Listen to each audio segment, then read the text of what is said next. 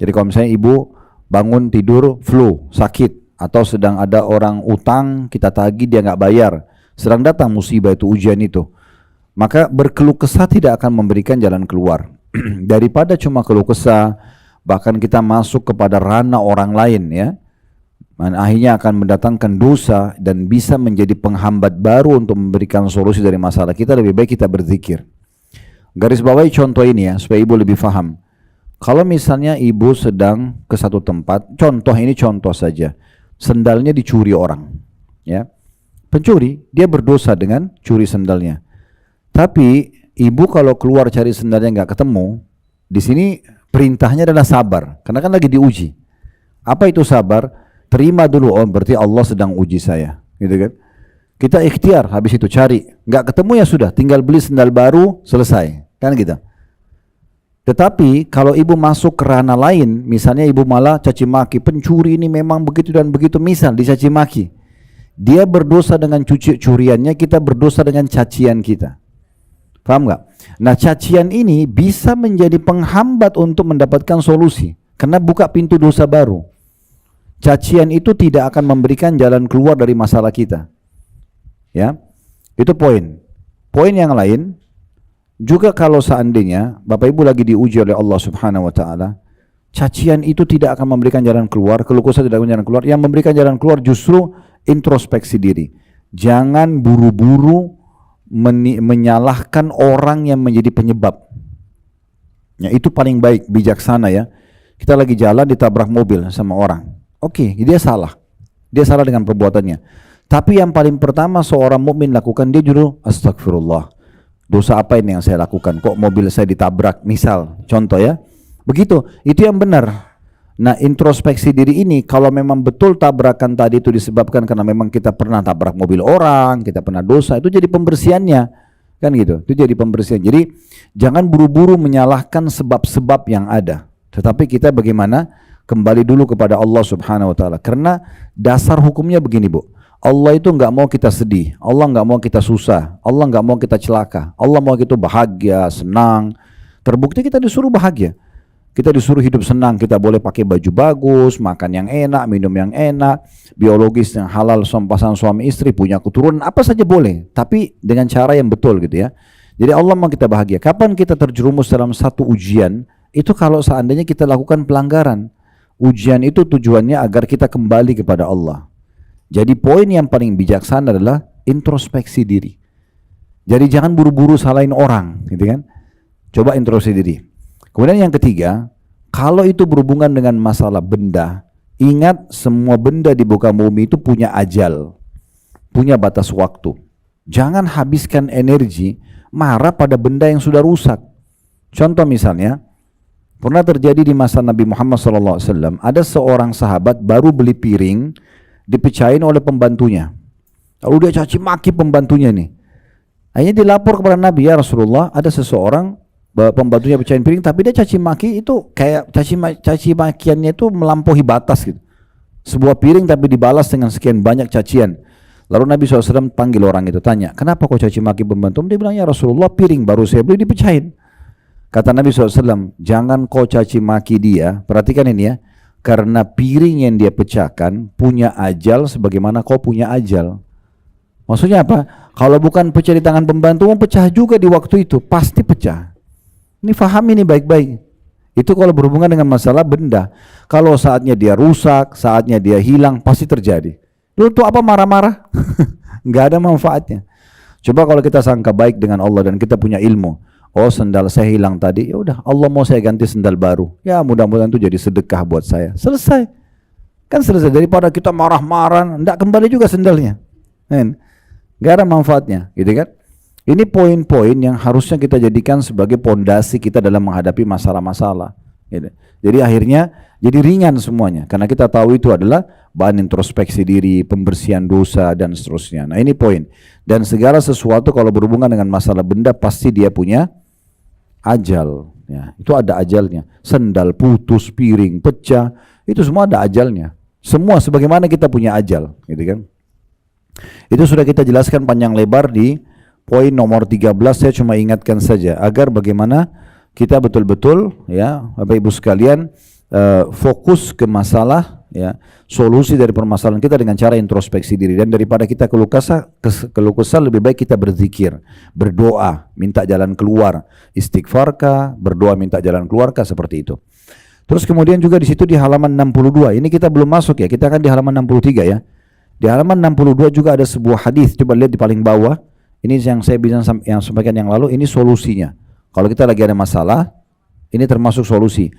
Kalau ibu-ibu mau dapat jalan keluar cepat dari masalah yang sedang dihadapi, harus kita sering berdoa di masa kita senggang. Ya, masa sehat, berdoa supaya Allah jaga kesehatan. Satu waktu kalau sakit itu cepat sekali selesai sakitnya, kan gitu. Itu yang Allah katakan, atau yang Nabi SAW katakan itu, ta'arraf ilallahi fir rakha'i ya'rifka fi syiddah. Kenalilah Allah dikala kamu senang, niscaya Dia akan mengenalmu dikala kamu susah. Jadi jangan nanti pada saat kita lagi kepepet baru berdoa. Apalagi menjadikan Allah nomor kesekian. Misalnya lagi sakit nih, seseorang sakit lalu ke dokter A, dokter B, dokter C, sibuk dari dokter ke dokter yang lain, sudah 30 dokter nggak sembuh baru sholat tahajud. Ya, baru umroh dan haji, baru tawaf. Ini keliru. Kenapa nggak dari awal sholat malamnya? Kenapa kan dari awal dia pergi umroh, tawaf, berdoa, gitu kan? Sementara Allah sudah ajarkan kita berdoa itu sebelum aktivitas, sebelum makan, sebelum tidur, sebelum pakai baju, sebelum keluar rumah. Jadi sebelum aktivitas kita berdoa agar kita melibatkan Allah Subhanahu wa taala dalam hidup kita. Nah, seperti itulah. Baik, kita masuk sekarang kiat ke-14 ya, dari bab nomor 3 ini, bagaimana mengubah musibah itu menjadi ya rahmat dan kasih sayang Allah Subhanahu wa taala. Yaitu berserah diri kepada Allah Ta'ala dan mengikuti apa yang Allah Ta'ala ridhoi. Jadi kalau sudah terjadi, tidak ada manfaatnya berkeluh kesah, maka kita terima sebagai keputusan Allah, kemudian kita tawakal kepada Allah. Tetap ikhtiar, lalu serahkan kepada Allah. Penuh keyakinan Bapak Ibu sekalian dalam hati, kalau Allah maha melihat kita, Allah maha mengetahui. Allah tahu yang itu datang, bukan Allah tidak tahu. Cuma Allah mau kita lebih manja, lebih merengek sama Dia, mohon kepadanya. Seperti itu memahaminya. Sehingga kita selalu berada di koridor ataupun di sebuah zona yang aman karena kita selalu bersama Allah yang sedang menguji kita itu. Karena kalau kita lagi diuji, yang ciptakan kita Allah, yang ciptakan ujian Allah, yang bisa memberikan jalan keluar hanya Allah, nggak ada yang lain. Coba kalau kesahkan sama Allah, Allah akan datangkan solusinya dari makhluk sebagai jawaban dari doa kita. Sakit, kita berdoa sama Allah, Allah kasih kita dokter dan resep yang cocok misalnya, gitu kan? Atau kita lagi diuji apa, Allah datangkan teman-teman yang bisa membantu kita memberikan jalan keluar atau kerabat kita. Maka ada saja ide-ide yang sampai sebagai perangkat-perangkat agar kita bisa keluar dari permasalahan kita.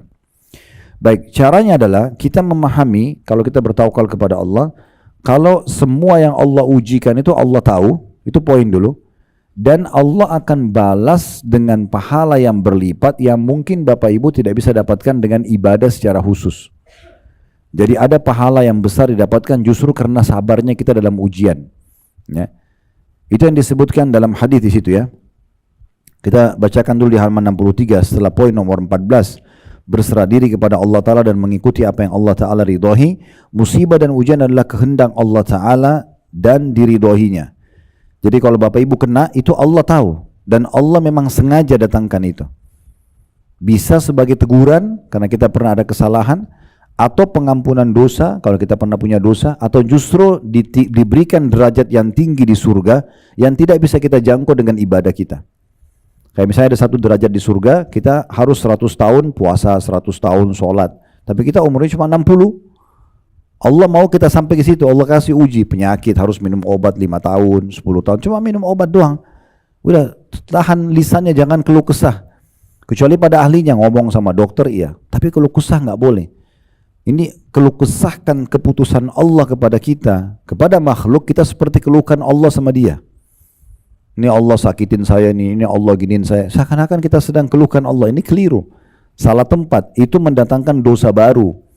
Lebih baik nggak usah. Karena tidak ada juga manfaatnya. Saya pernah jelaskan, kalau kita sampaikan permasalahan kita kepada orang yang mencintai kita, misalnya kedua orang tua kita hanya tambah beban buat mereka. Ya kan? Mereka menjadi sedih, mereka jadi kepikiran, bisa masuk dalam bab durhaka malah. Untuk apa kita sampaikan kepada dia? Kalau kita sampaikan pada teman kita, kalau itu teman baik kita memang suka sayang dan perhatian sama kita, maka juga menyedihkan buat dia. Ya, dia jadi kepikiran permasalahan kita. Kalau dia baru kita kenal, maka bisa jadi musuh. Ini bahaya. Dia kayak punya satu senjata yang bisa menyerang kita setiap saat. Maka tidak ada manfaatnya sampaikan kepada makhluk. Saya sudah bilang, cuma kembali kepada ahlinya saja. Sakit sama dokter, itu pun konsultasi, bukan curhat. Berapa kali kita sampaikan itu ya? Dok, kepala saya sakit sudah 3 hari, apa obatnya? Itu konsultasi. Kalau dok, saya cerita dulu ya dok, dari minggu lalu saya begini-begini, oh panjang ceritanya. Sama dokternya diusir keluar ini, karena curhatnya saya sudah hampir 1 jam. Man. Jadi salah gitu ya. Sama dengan kalau masalah agama sama ustadz. Ustadz, masalahnya ada begini, hukumnya seperti apa, selesai. Jadi nggak usah panjang lebar. Ada beberapa jemaah kirim surat di kantor, suratnya itu untuk dibaca saja mungkin butuh setengah jam. Jadi 5-6 lembar, panjang tulisannya kecil-kecil. Ujungnya kadang-kadang itu nanya, suami saya ucapin kalimat tolak secara emosi, jatuh nggak? Kenapa nggak ini aja? Kenapa harus cerita menikah dari 10 tahun yang lalu, baik-baik saja? Ini nggak diperlukan oleh ustadznya. Yang dia perlu masalah apa, masalah yang anda hadapi apa, solusinya dari kami seperti ini, kan gitu aja. Nah terus gimana curhatnya Ustaz? Saya kan juga mau tuangkan hanya kepada pemilik alam semesta ini, kepada Allah. Wudu, sholat, udah cerita deh sama Allah, nggak apa-apa. Ya Allah, engkau uji aku begini, ya Allah berikan kekuatan, berikan solusinya, gitu-gitu. Kita sampaikan begitu, itu yang paling tepat. Itu yang paling tepat. Baik, kita dengarkan bagaimana hadis yang disampaikan oleh baginda Nabi SAW dalam hadis. Ada footnote nomor 43 di bawah Sahihul Jami' ya. Yang disebutkan di sini adalah, maksudnya ditulis oleh Syekh Albani nomor 2110 ya. Bunyi hadisnya, kata Nabi SAW, inna idhamal jazai ma'idhamil balai wa inna allaha idha ahabba qawman ibtalahum faman radiyya falahu ridha wa man sakhita falahus sakhat. Ya.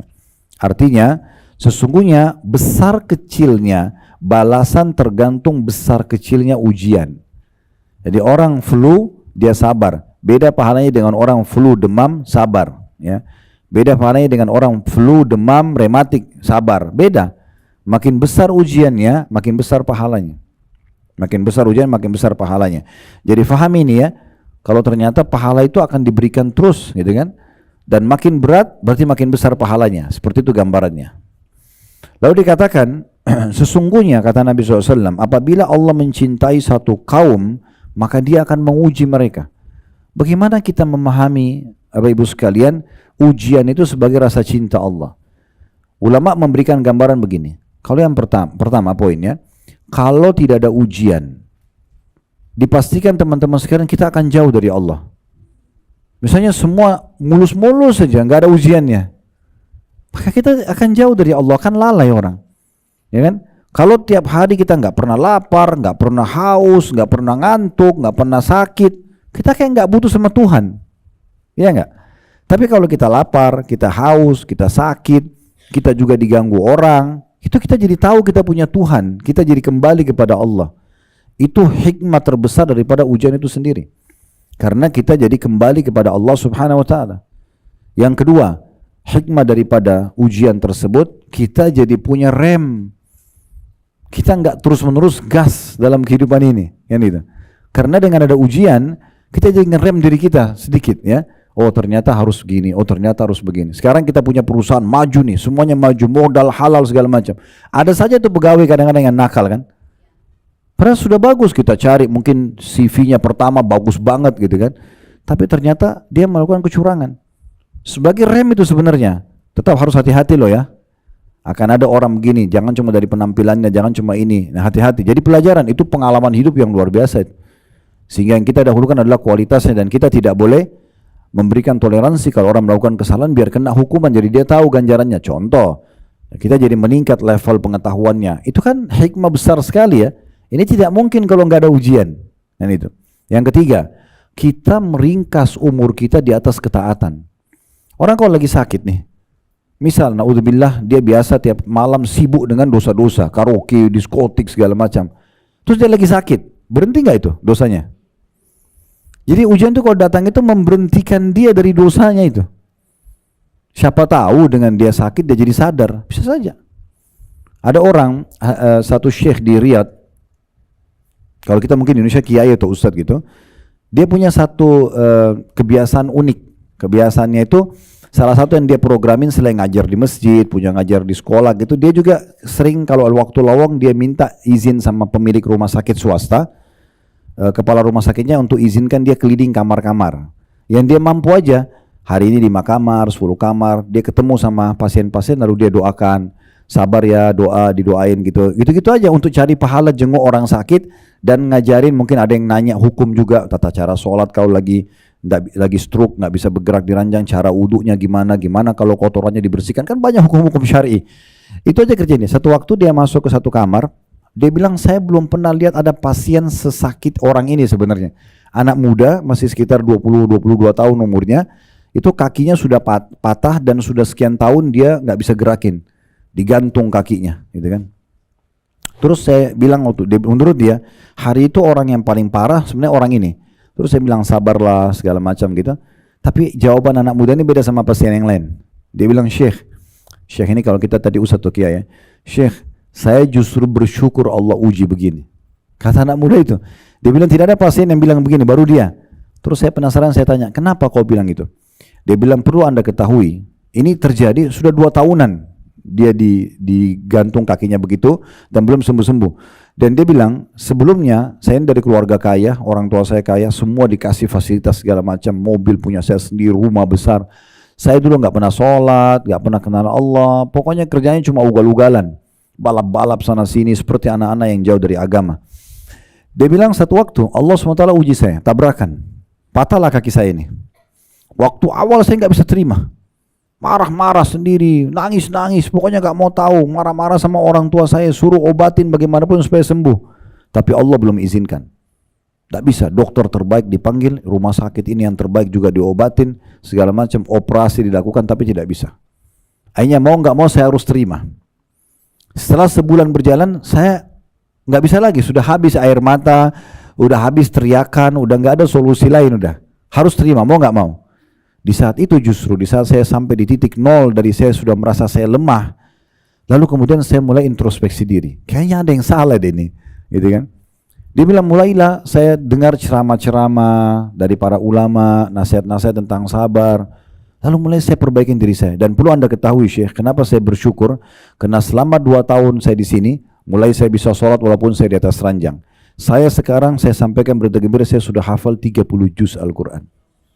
Dan cara saya menghafal dari TV, dia bilang, dengarin tilawah, boleh saya ulangin. Karena banyak waktu. Orang di ujung ini kan banyak waktu dia, banyak waktu. Dia bilang saya 2 tahun ini saya hafal 30 juz. Mungkin kalau dulu Allah tidak uji saya tidak kena, tidak bisa. Saya gak lakukan itu. Jadi hikmahnya besar sekali. Orang teringkas dari kemaksiatan bahkan bisa lebih rajin beribadah. Kadang-kadang kalau ujian lagi datang Bapak Ibu sekalian, kita bisa netesin air mata, tidak bisa kita netesin kalau lagi ada nikmat. Ya. Kita lagi sehat nih, makanan lagi banyak, lagi sehat, segala macam melimpah. Mau nangis susah sama Allah. Tapi kalau kita lagi ada ujian, mudah sekali kita mewek sama Allah, nangis. Ya Allah, tolong saya, ya Allah mudahkan, kan gitu. Itu mahal sekali tuh, netesin air mata tuh. Karena kata Nabi SAW, ya 3 mata atau 2 mata yang tidak akan disentuh oleh api neraka. Mata yang berjaga-jaga di malam hari, di medan perang, dan mata yang menangis karena Allah. Itu mahal banget itu. Berarti kan diharamkan dari api neraka dan bisa didapatkan hanya dengan ujian. Jadi jangan selalu bersangka buruk dengan ujian itu. Ujian itu di sini dikatakan kalau Allah mencintai seorang hamba, maka dia akan mengujinya dengan berbagai macam hikmah yang terjadi. Pelipat gandaan pahala tadi ya, menyadarkan kalau dia punya Tuhan, kemudian juga akan meringkas umurnya di atas ketaatan. Banyak sekali hal-hal yang bisa kita dapatkan dari hal tersebut. Lalu dikatakan, dan di sini barang siapa yang ridho terima keputusan itu, sakit kah, gangguan orang kah, fitnah, uangnya belum dibayar kah, ujian-ujian datang gitu ya, dia bisa terima ujian tersebut, maka ia akan mendapatkan keridhaan Allah. Karena dia seakan-akan Allah lagi uji, ya saya terima, nggak apa-apa, gitu kan? Seperti kalau kita ujian di kelas, dulu mau naik kelas, guru kasih pertanyaan apapun harus terima, nggak mau terima ya nggak lulus. Nah orang yang belajar betul dan kemudian dia bisa menjawab dengan benar naik kelas. Nah seperti itulah. Dia nggak mungkin protes gurunya, kenapa soalnya susah. Nggak ada. Gurunya nggak peduli. Contohnya itu manusia. Begitu juga dengan Allah Subhanahu Wa Taala. Tanpa menyamakan Allah dengan makhluknya. Jadi kalau ujian Allah datang, lalu kita dengan lapang dada bisa menerimanya, oh ini Allah lagi uji saya. Saya sering kasih contoh dari awal kita bahas bab musibah ini ya. Ibu tidur, bangun flu. Tadi malam sehat, nggak ada apa-apa.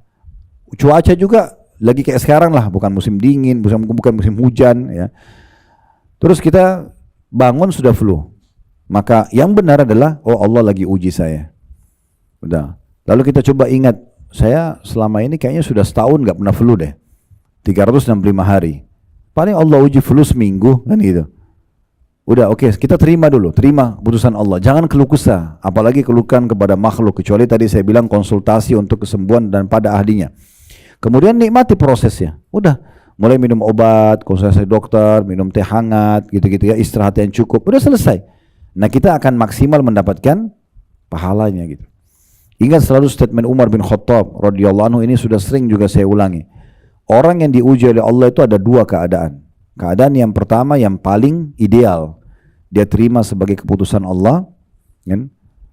Maka dengan otomatis dia dapat pahala, kemudian dia mudah melaluinya, dan dia akan dapat jalan keluarnya.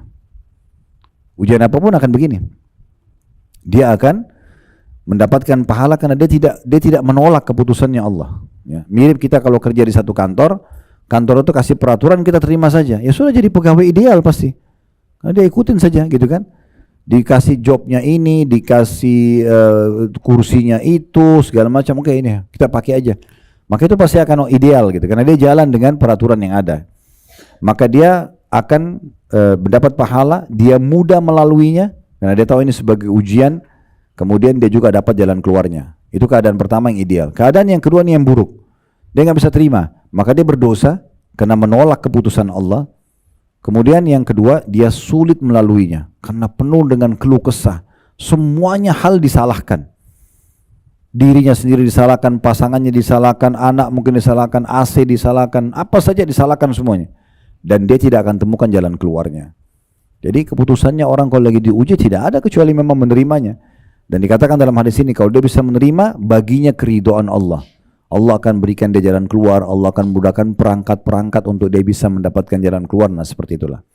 Dan selanjutnya, barang siapa yang marah dengan takdir Allah itu, kok bisa sih saya begini, kenapa bisa begini, keluh kesah semuanya, maka ia akan mendapatkan murka Allah.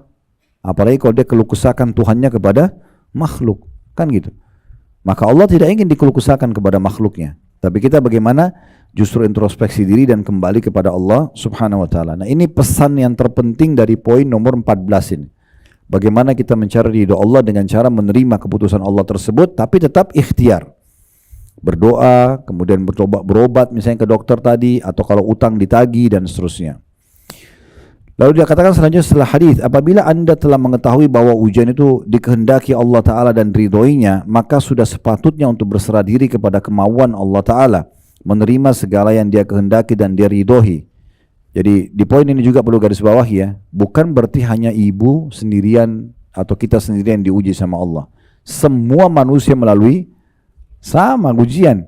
Semua kita pasti pernah sakit kepala, sakit gigi, ya, keseleo, susah tidur.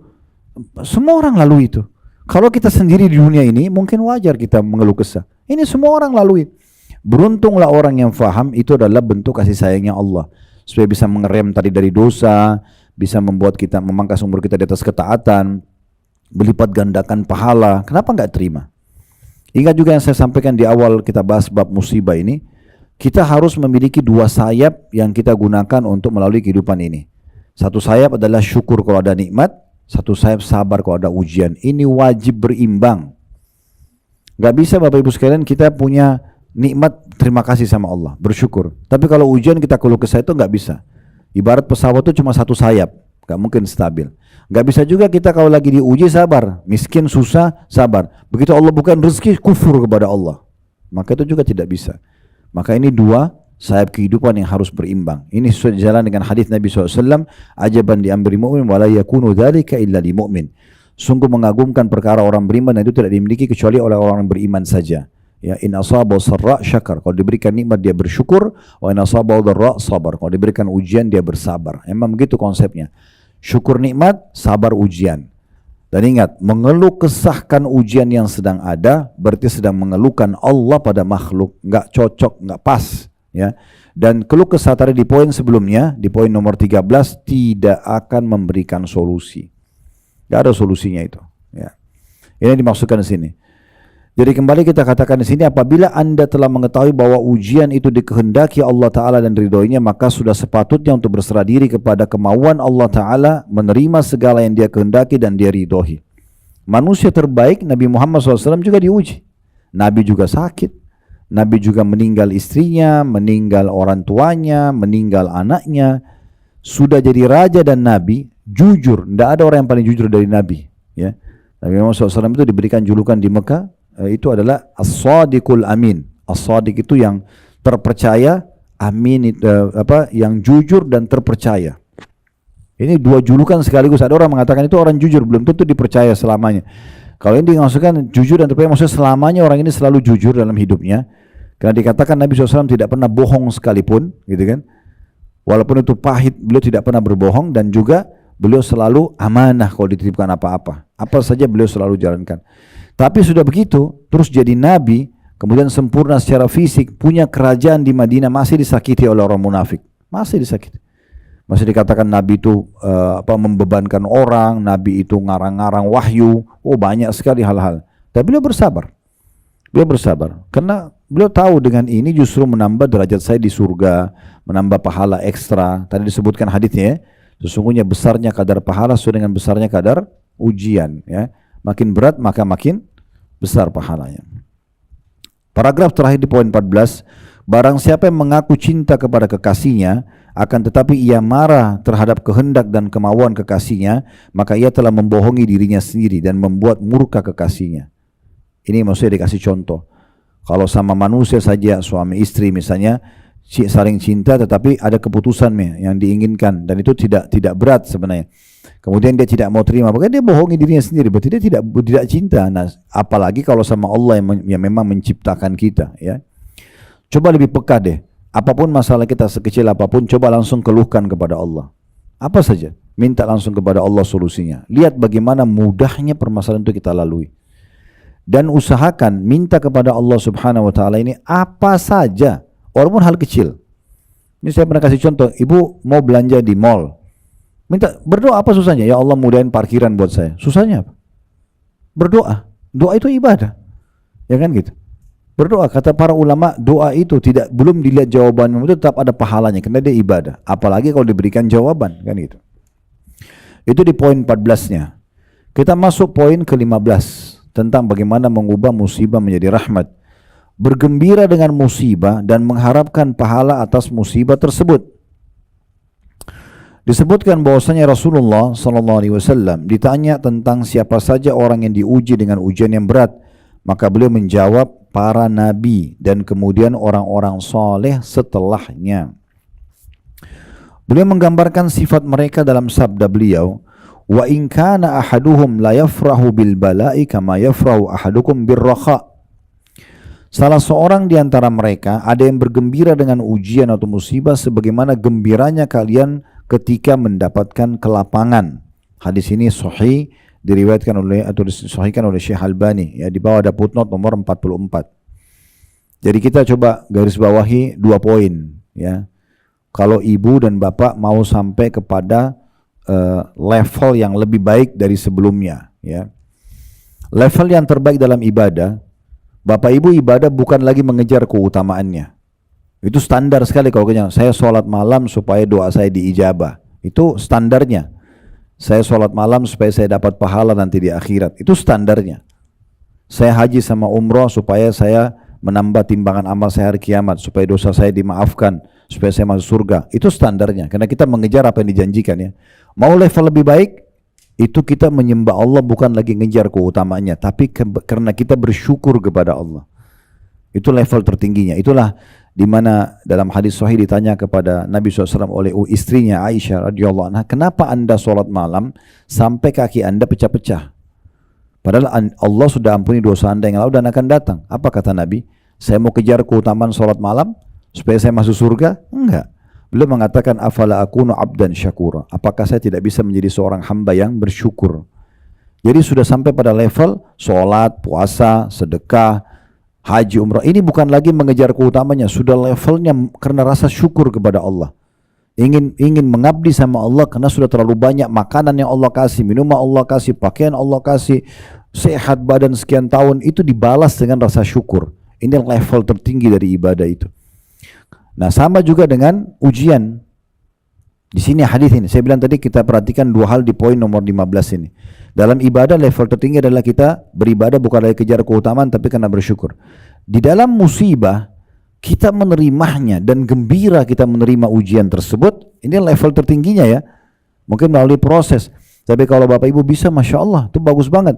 Jadi bagaimana kalau ada ujian datang, yang paling pertama kita gembira, ya, sebagaimana kita gembira kalau nikmat ada. Kita tunjukkan sama Allah, ya Allah kau uji saya apapun saya bisa terima. Nah, itu level tertinggi dalam ujian kalau datang. Pahalanya paling besar tuh. Perhatikan di sini sabda Nabi SAW tadi ya. Salah seorang dari mereka yang sudah sampai pada level iman tertinggi itu, mereka gembira dengan ujian atau musibah sebagaimana gembiranya kalian ketika mendapat kelapangan. Bukan berarti mereka berharap musibah ya, bukan. Tetapi kalau sedang terjadi, mereka langsung menganggap dan sangka baik sama Allah. Oh, Allah akan tinggikan derajat saya, Allah akan lipat gandakan pahala saya, Allah akan bersihkan dosa-dosa saya dengan ini. Jadi dia langsung menerima itu dengan lapang dada. Itu luar biasa itu. Ya. Dan salah satu poin penting kata Ibnu Qayyim rahimahullah, maksimal dalam pahala ujian itu jangan keluh kesahkan Allah pada makhluk. Jangan keluh kesahkan Allah, karena Allah sedang menentukan itu dengan pengetahuannya. Allah tuh tahu kita diuji dengan itu. Dan ada berita gembira yang lain Bapak Ibu sekalian, juga dalam hadis yang lain kata Nabi SAW, Allah tidak akan menguji seorang hamba di atas kapasitasnya. Jadi kalau Bapak Ibu lagi diuji sesuatu, yakin itu Allah tahu kita mampu lalui. Makanya tidak semua orang sama ujiannya, karena Allah sesuaikan dengan kadar kemampuan dia. Ada orang itu mungkin kita sulit sekali kalau seperti dia, udah hidupnya susah, badannya sakit sampai sekian tahun gitu kan, harus jual gorengan sana sini, sendalnya itu aja, bajunya itu mungkin kalau kita di situ kita susah sekali, kan gitu.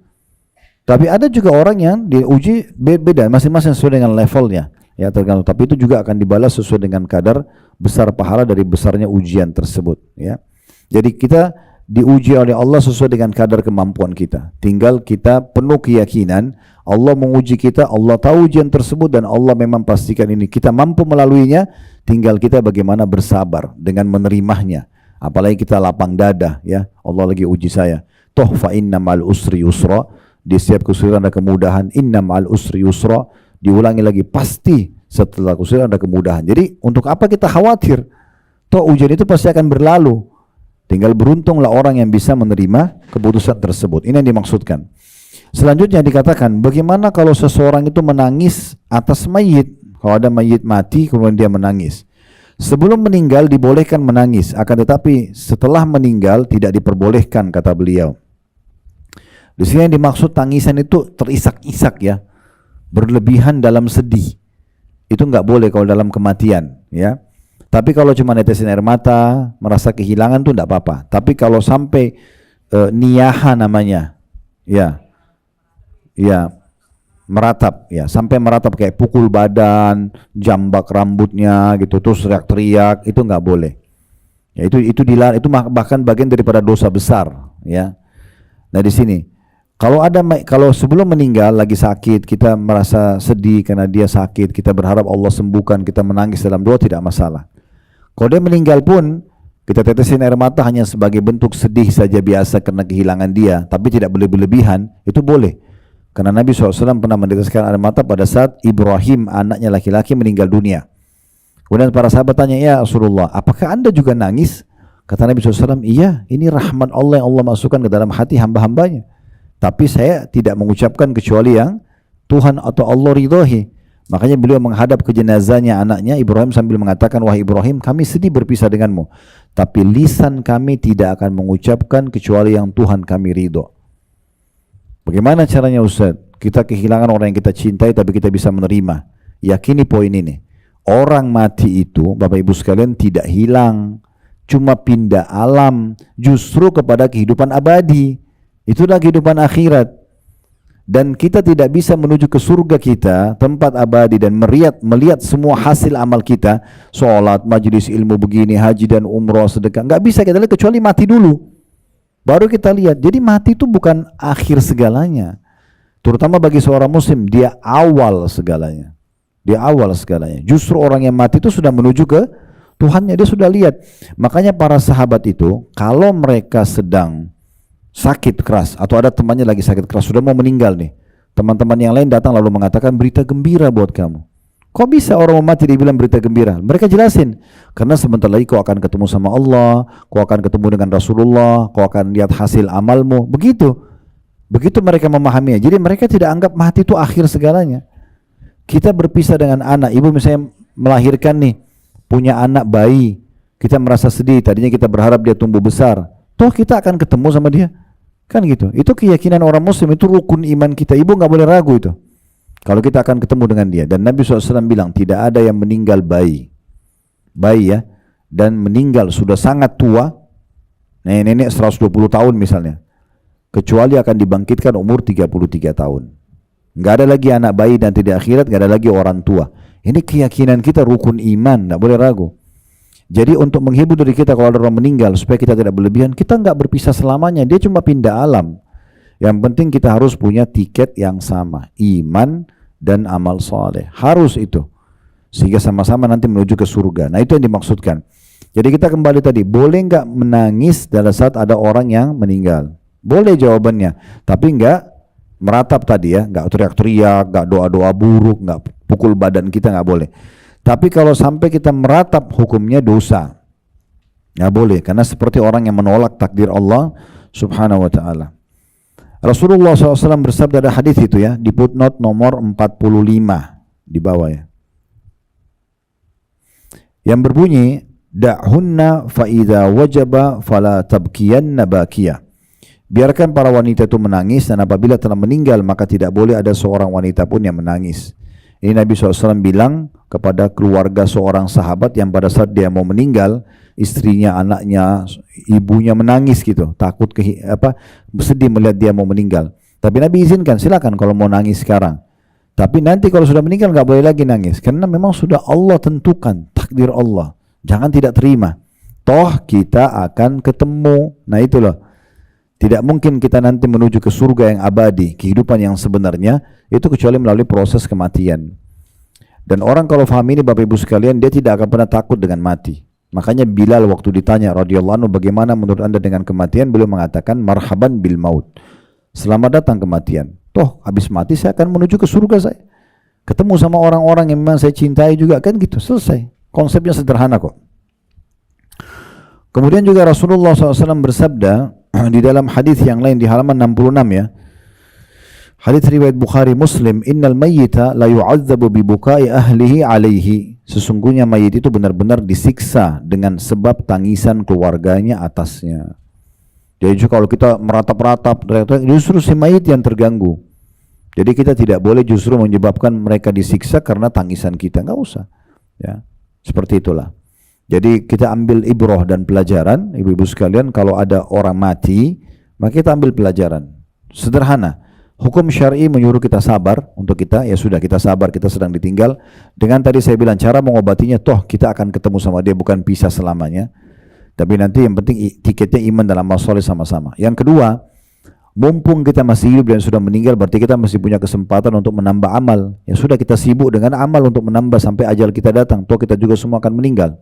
Yang ketiga, tambahkan amal buat dia, buat si mayit, sedekah buat dia, haji dan umrah buat dia, doain dia, itu clear, selesai.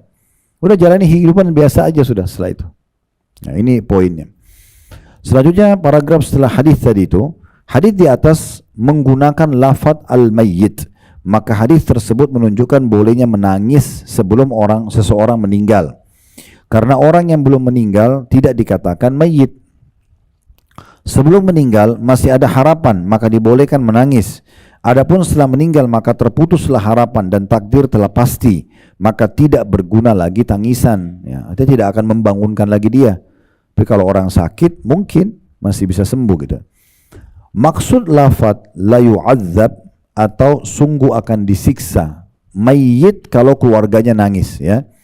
Mengandung arti yang umum, mencakup al-alam atau tersakiti, dan juga mengandung makna al-iqab atau balasan dosa. Maka dalam hadis ini yang dimaksud adalah si mayit akan tersakiti akibat ulah keluarganya yang menangisinya. Maka kasihanilah si mayit dengan tidak menangisinya. Jadi langsung saja, gini juga Bu ya, fahami poin penting juga dalam Islam. Kita dalam Islam diajarkan, kalau ada masalah, maka ingat 6 huruf ini, solusi. Jadi masalah sama dengan solusi. Nggak usah pikir lagi, kenapa terjadi, apa sebabnya, nggak penting itu. Masalah, solusi, lapar, makan, clear. Nggak usah bahas kenapa saya lapar ya, karena saya tidak makan 8 jam, apa gunanya? Nggak ada manfaatnya. Masalah, solusi, itu selesai. Ya? Lagi sakit kepala, minum obat. Ngantuk, tidur, kan sederhana aja kan. Nah seperti itu Islam ajarkan. Makanya Nabi SAW bilang, kalau sudah terjadi sesuatu, ucapkanlah qadarallahu wa ma syaa fa'al. Ini pernah kita bahas di poin kita dulu ya. Ucapkanlah Allah sudah takdirkan dan Allah kerjakan apa yang dia inginkan. Dan jangan pernah membuka pintu lau, kalau seandainya, karena lau membuka pintu syaitan. Jadi nggak boleh kita ucapin itu. Itu poinnya. Selanjutnya dikatakan makna azab yang menunjukkan arti dalam kurung tersakiti, terdapat pula hadis Nabi SAW yang berbunyi as-safaru qita'atum minal azab. Safar atau bepergian itu sepotong azab. Artinya dalam perjalanan itu biasanya seseorang akan mengalami hal-hal yang menyakitkan seperti lelah, haus, lapar, rindu keluarga dan lain-lain. Semua itu membuat badan tersakiti dan hatinya pedih. Bukan berarti bahwa perjalanan itu siksaan dari Allah Ta'ala atas dosa seseorang. Pernah dengar hadis ini ya? Safar itu adalah bagian daripada azab, atau ada bagian daripada azab. Biasanya ada orang tidak mau safar karena dia pikir, oh berarti kalau safar itu pasti akan disiksa. Bukan itu. Makna di sini azab adalah orang kalau safar ada saja rasa letih, lelah, ya mungkin dia rindu keluarganya, dia berharap segera pulang dan segala macam. Itu yang dimaksud dengan hadis ini, bukan safarnya sendiri. Larangan menangis setelah mayit meninggal bisa juga atau bisa jadi apabila tangisan tersebut disertai ratapan dan hati yang marah terhadap takdir Allah maksudnya ya. Sebagaimana dalam lafaz lainnya diriwayatkan bahwa Rasulullah SAW bersabda, "Man niha alaihi yu'adzabu bima niha alaihi." Barang siapa yang diratapi kematiannya maka ia akan disiksa dengan sebab ratapan tersebut terhadapnya. Hadis riwayat Bukhari dan juga Muslim. Dan dalam riwayat Imam Muslim, "Man niha alaihi fa innahu yu'adzabu bima niha alaihi yaumal qiyamah." Barang siapa yang diratapi kematiannya maka ia akan disiksa di hari kiamat dengan sebab ratapan tersebut atau ratapan tersebut terhadapnya. Hadis riwayat Muslim. Namun apabila hanya tangisan kasih sayang atau hanya keluar air mata, maka diperbolehkan dengan dalil hadis Jabir bin Abdullah radhiyallahu anhuma. Jabir dan Abdullah dua-dua sahabat kita bilang radhiyallahu anhuma, ia berkata, bapakku gugur di perang Uhud. Aku menyingkapkan kain dari wajahnya dan aku menangis. Mereka melarangku menangis, tapi Rasulullah SAW tidak melarangku. Lalu bibiku Fatimah menangis, maka Nabi SAW mengatakan, tabkina aw la tabkin ma zalatil malaikatu tudhilluhu bi ajnihatiha hatta rafa'tumuh. Engkau wahai Fatimah, ya, ini adalah tantenya Jabir, saudarinya Abdullah. Abdullah yang meninggal mati syahid di perang Uhud. Waktu Fatimah ini menangisi kakaknya yang meninggal, Nabi SAW mengatakan, wahai Fatimah, engkau menangis atau tidak menangis, maka malaikat senantiasa menaunginya dengan sayap-sayapnya hingga mengangkatnya. Diriwayatkan oleh Bukhari. Maksudnya adalah, kau nangis tidak nangis, tetap dia bahagia karena dia mati syahid. Lalu untuk apa kamu menangis? Gitu. Apa manfaatnya? Juga tangisanmu tidak bisa membuat dia hidup lagi. Jadi lebih baik terima keputusan Allah. Selesai, gitu kan? Dengan tadi poin-poin yang kita bilang, kita pikirkan, kita doakan sampai memperbanyak amal buat dia, kita perbanyak amal buat kita mumpung ajal belum datang, toh kita juga akan meninggal seperti dia, gitu kan? Ini termasuk yang harusnya dilakukan. Dan Rasulullah SAW juga bersabda dalam hadis riwayat Bukhari, Ala tasma'una inna Allah la yu'adzibu bidam'il 'aini wala bihusnil qalbi walakin yu'adzibu bihadza wa asyara ila lisani au yarham wa innal mayyita yu'adzabu bibukai ahlihi alaihi. Bukankah kalian semua mendengar? Tanda tanya di situ. Kata Nabi SAW, sungguhnya Allah tidak menyiksa mayit dengan sebab air mata dan tidak juga menyiksanya dengan sebab kesedihan hati. Akan tapi Allah menyiksa mayit dengan sebab ini. Lalu Rasulullah SAW menunjuk lidahnya, ya, yakni apabila lidah itu mengatakan sesuatu yang buruk. Kemudian Rasulullah SAW bersabda, atau Allah akan menyayangi si mayit, yakni apabila lidah itu berkata baik. Rasulullah SAW bersabda, sungguhnya mayit disiksa dengan sebab tangisan ratapan keluarganya atasnya.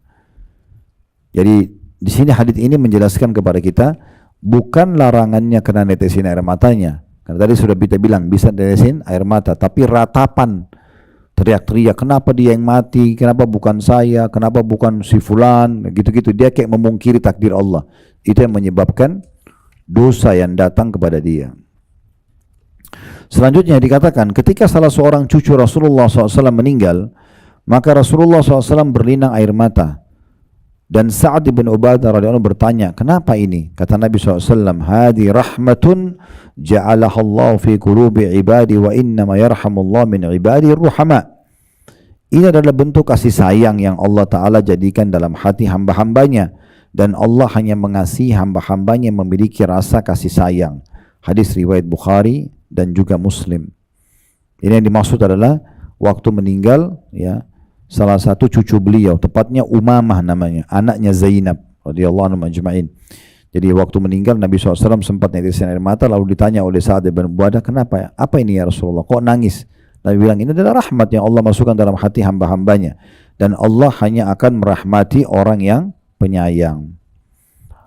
Demikian pula ketika putra beliau meninggal yang bernama Ibrahim alaihissalam, maka Rasulullah SAW menangis lalu bersabda, innal aina tadma' wal qalba yahzan wa la naqulu illa ma yarda rabbuna wa inna bifiraqika ya Ibrahim la mahzunun.